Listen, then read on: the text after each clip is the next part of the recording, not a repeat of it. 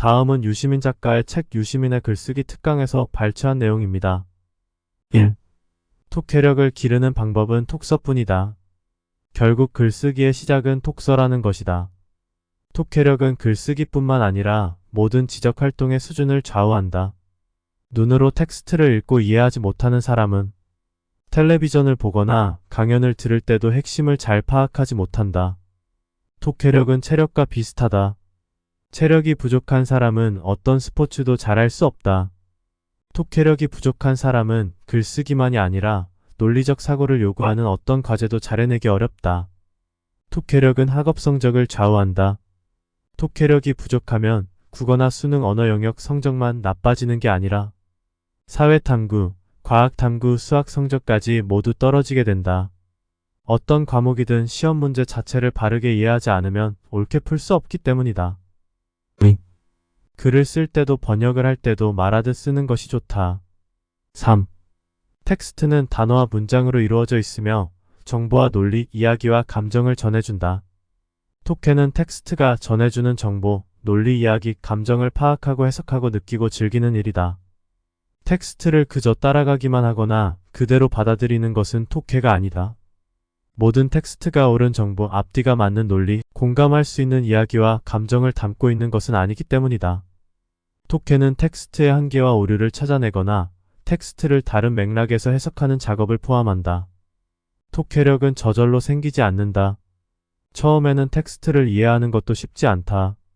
어려운 글은 밑줄을 긋고 사전을 뒤지고 인터넷에서 관련 정보를 검색해가면서 읽어야 한다. 톡서량이 늘어 아는 게 많아지고 생각이 깊어져야 텍스트를 읽는 속도가 빨라지고 비판적 창의적으로 톡해할 능력이 생긴다. 글을 잘 쓰려면 먼저 높은 수준의 톡해 능력을 길러야 한다. 4. 텍스트는 내용을 이해하는 것을 문제점과 한계까지 탐색하면서 읽어야 한다. 한 걸음 더 나아가면 그 문제점과 한계가 어디서 왔는지도 추론해 볼 수 있다. 그렇게 하려면 책을 읽을 때 저자가 어떤 사람이며 무슨 일을 하는지 알아보는 게 도움이 된다. 5. 무슨 책이든 많이 읽으면 톡해력이 좋아진다. 하지만 글쓰기 능력을 기르고 싶다면 책을 골라 읽는 것이 바람직하다. 톡해력을 키우고 글쓰기를 익히는데 더 많이 도움되는 책이 있기 때문이다. 이런 책을 모으면 글쓰기를 위한 전략적 톡서 목록이 된다. 그렇다면 왜 어떤 책은 다른 책보다 글쓰기에 더 도움이 되는 것일까? 어휘와 문장의 양과 질이 다르기 때문이다. 6. 한국 사람이라고 해서 모두가 같은 수준의 한국어를 하는 건 아니다. 일상생활에서 차이가 크게 드러나지 않는 것은 자주 쓰는 어휘와 표현의 수가 그리 많지 않기 때문이다. 우리말이든 영어든 자주 쓰는 단어 몇백 개와 몇 가지 형태의 문장만 잘 구사하면 살아가는데 큰 지장이 없다. 그러나 사회적 정치적 현안이나 자연과학의 쟁점에 대해서 이야기할 때는 상황이 크게 달라진다. 자기 생각을 말하지 못하는 사람도 많다. 글로 쓰라고 하면 더 어려워한다. 여러 이유가 있겠지만 견해를 세우는데 꼭 필요한 개념과 어휘를 몰라서 그런 경우가 많다. 뭘 몰라서 말도 못하고 글도 못 쓰는 것이다. 다음은 요약 및 저의 생각입니다. 1. 톡해력을 기르기 위해서는 톡서가 필요합니다. 톡서는 톡해력을 기르는 가장 좋은 방법일 뿐만 아니라 사실상 유일한 방법이다. 라고도 말합니다. 톡해력은 핵심을 파악하고 이해하는 능력이므로 비단 글쓰기뿐만 아니라 모든 지적 활동에 중요합니다. 글을 쓸 때도 번역을 할 때도 말하듯 쓰는 것이 좋다. 노래도 말하듯이 하는 노래가 듣기에 좋듯이 글도 말하듯 쓰는 게 좋습니다. 실제 말로 소리내어 읽었을 때 잘 읽어져야 좋은 글입니다. 3. 텍스트를 읽을 때 설렁설렁 읽으면 안 됩니다. 모르는 단어나 어휘, 문장이 있으면 체크해두고 여러 방법을 이용해 최대한 이해를 하고 넘어가야 그 책이 나을 것이 됩니다. 책을 깨끗이 읽는 건 불필요합니다. 밑줄도 긋고 메모도 하고 포스트잇도 붙여가면서 지저분하게 읽는 게 책의 내용을 더 잘 이해하고 소화하는 데 도움이 됩니다.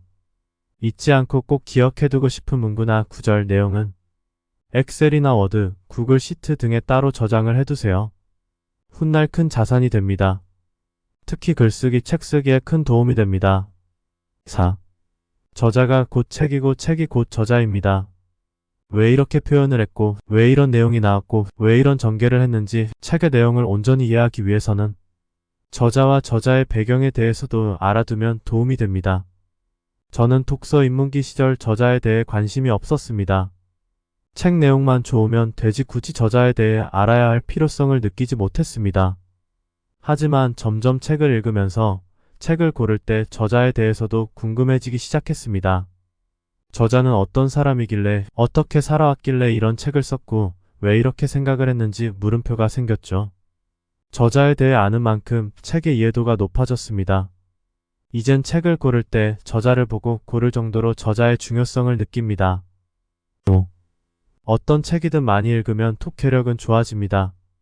하지만 글쓰기 능력을 키우려면 책을 골라 읽어야 한다고 합니다. 책마다 어휘와 문장의 양과 질이 다르기 때문입니다. 6. 말을 하거나 글을 쓸 때 머릿속에 생각나는 내용을 논리적으로 표현하기가 어려울 때가 있습니다. 내가 내용은 알고 있는 것 같은데 밖으로 끄집어내어 표현을 하려고 하니 막상 막히는 경우입니다. 이유는 개념을 정확하게 모르거나 적재적소에 사용할 개념과 어휘가 생각나지 않아서입니다. 어라는 표현을 하고 싶은데 어떤 단어와 문장을 구사해야 할지 떠오르지 않는 것이죠. 특히 그 내용과 단어가 일상생활에서 자주 사용하는 단어가 아니라 정치, 과학, 전문 분야와 같이 어려운 단어를 포함해야 하는 경우라면 더욱 글과 말로 표현하기가 어렵습니다. 이러한 분야에 대해 자신의 견해를 정확하게 표현하고 전달하기 위해서는 관련된 서적을 많이 읽어야 합니다. 편식 없는 책 읽기가 중요하죠. 생소해도 어려워도 계속 읽다 보면 친근해지기 시작합니다.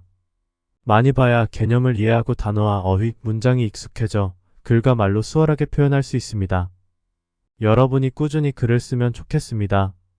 나아가 책을 쓰면 좋겠습니다. 쓰는 사람이 되세요. 쓰는 삶은 누적 축적되는 복리의 삶입니다. 글 쓰는 수의사 투더문이었습니다. 같이 함께 멀리 갑시다.